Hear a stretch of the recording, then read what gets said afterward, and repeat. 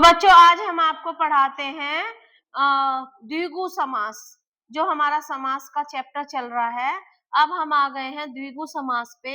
और द्विगु समास में पहला पद संख्यावाची होता है, यानी उसका जो समास समस्त पद होता है, जैसे ये है चतुर्भुज या चारपाई, तो इसमें चतुर्भुज माने चार और चारपाई में चार, और अगर आप लिख देंगे यहाँ पर चौराहा, चौराहा, तो इसमें भी चार राहों का समूह।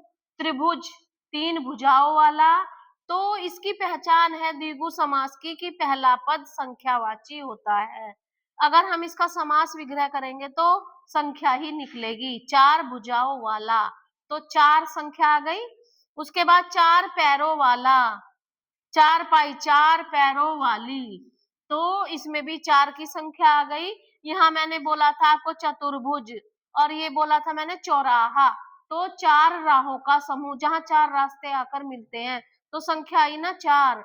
चतुर्भुज, त्रिभुज तीन भुजाओं वाला, तो जहां भी आपको लगे कि पहला पद संख्या आ रहा है, तो समझ लेना वहां पर द्विगु समास है। आपको ये थोड़ा सा रटना पड़ेगा, सबकी एक एक पहचान आपको लर्न करनी पड़ेगी, ताकि आपको वहां पहचान हो सके कि द्विगु समास में हमें बताया गया था कि पहला पद संख्या ही होगा।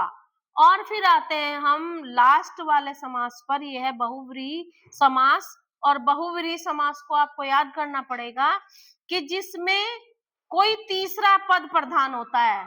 अब तक मैंने बताया था कि किसी का पहला पद प्रधान होता है, किसी का उत्तर पद प्रधान होता है, लेकिन बहुव्रीहि समास में कोई तीसरा अर्थ निकल के आता है।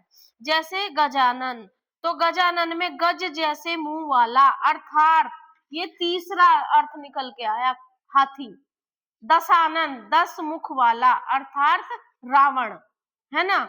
और उसको चतुर्मुख, चार मुख हैं जिसके, अर्थात ब्रह्मा जी, तो अर्थार्थ लगेगा और तीसरा अर्थ निकलेगा, तो बहुव्रीहि समास है। मैं एक बात और बता दूं आपको, अगर हम यहाँ पर तीसरा अर्थ ना निकालें तो ये हमारा कर्मधारय समास भी बन जाएगा, क्योंकि इसका पहला पद विशेषण हो जाएगा। उसका मुंह कैसा है? हाथी जैसा। और अगर इसमें अर्थार्थ और तीसरा अर्थ लग गया तो ये बहुव्रीहि समास हो जाएगा। Thank you.